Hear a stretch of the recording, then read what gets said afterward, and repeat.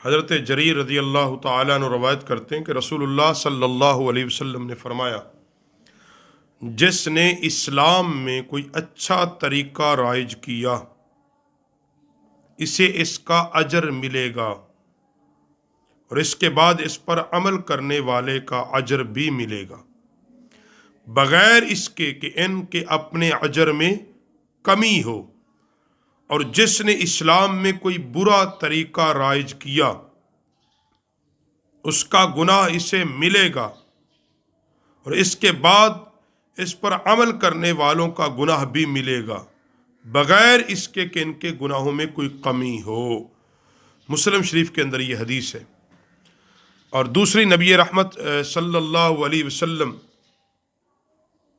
حضرت اماں عائشہ الصدیقہ رضی اللہ تعالیٰ عنہ فرماتی ہیں کہ رسول اللہ صلی اللہ علیہ وسلم نے فرمایا، جس نے ہماری اس شریعت میں کوئی ایسی نئی چیز ایجاد کی جو اس میں سے نہ ہو تو اسے رد کر دیا جائے گا۔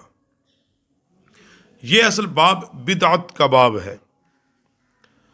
بدعت کہتے ہیں ہر اس چیز یا ہر اس کام کو جو نیا ایجاد کیا جائے، اور شریعت مطہرہ میں یعنی ہر وہ کام جو حضور نبی پاک صلی اللہ علیہ وسلم کی سنت کے خلاف یا دین میں اضافے کے طور پر ڈالا جائے اس کو بدعت کہتے ہیں۔ بدعت ایک بری ہے، ایک اچھی ہے۔ اگر کسی نے کوئی برا کام دین کے اندر رائج کیا بری بدعت ہے، اگر کوئی اچھا کام رائج کر دیا تو مستحسن عمل ہے، اتباع سنت میں آئے گا۔ اور بری بدعت کے بارے میں تو نبی علیہ الصلوۃ والسلام نے فرمایا، سب سے اچھی بات کتاب اللہ کی ہے، سب سے اچھی بات کتاب اللہ کی، اللہ کی کتاب کی ہے، اور بہترین طریقہ محمد عربی صلی اللہ علیہ وسلم ہے، رسول اللہ کا طریقہ ہے۔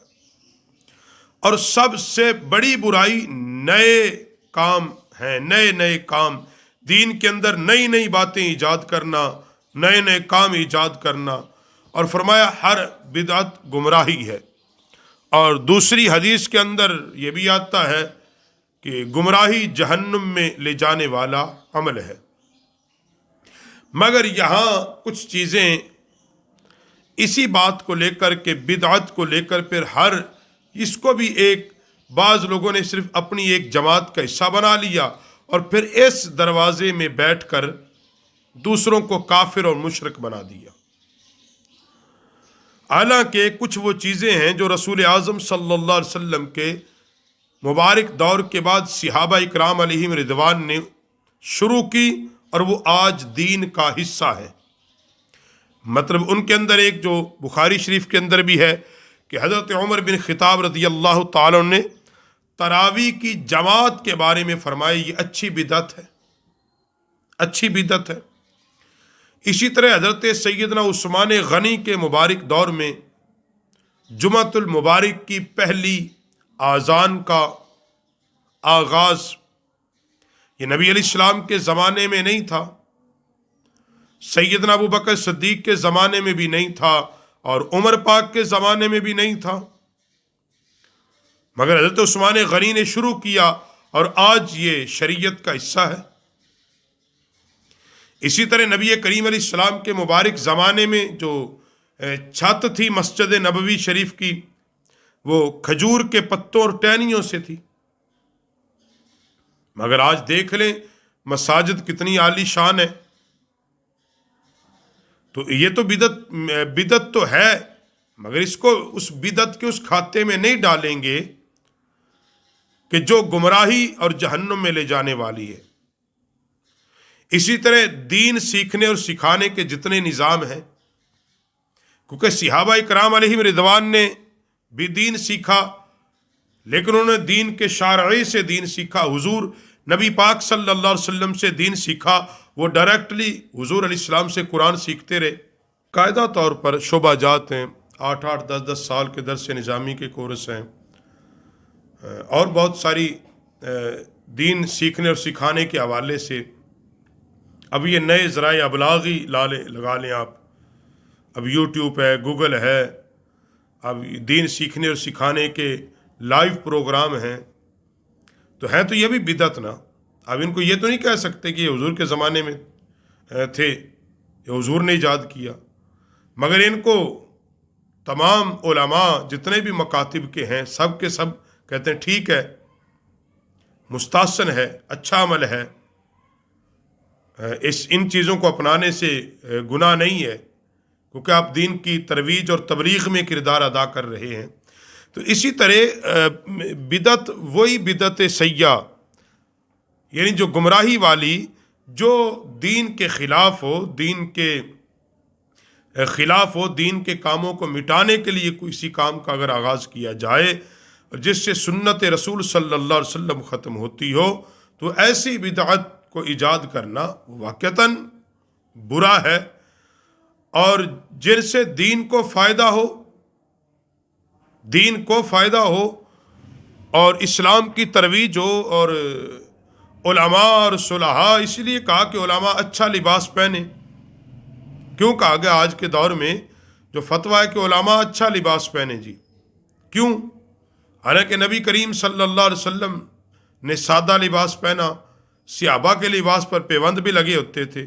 مطلب کیا کہ ایک دنیا داروں پر اور اسلام کے دشمنوں پر رعب جمانے کے لیے دین سیکھنے سکھانے والے لوگ اچھا لباس پہنے، تاکہ ان پہ ایک رعب قائم ہو جائے کہ دین صرف غربت کا اور بیچاروں کا اور غریبوں کا ہی کام نہیں ہے.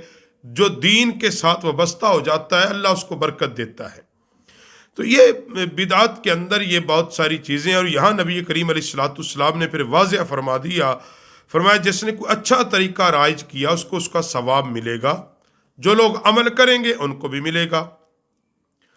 اور جس نے کوئی گناہ کا کام ایجاد کیا پھر اس کو بھی ملے گا، جو اس پہ عمل کریں گے اس کو بھی اس کا گناہ ملے گا. تو اس لیے اس چیز کو سمجھنا بڑا ضروری تھا کہ بری بدعت اور اچھی جو بدعت ہے ان دو چیزوں میں فرق کرنا پڑے گا.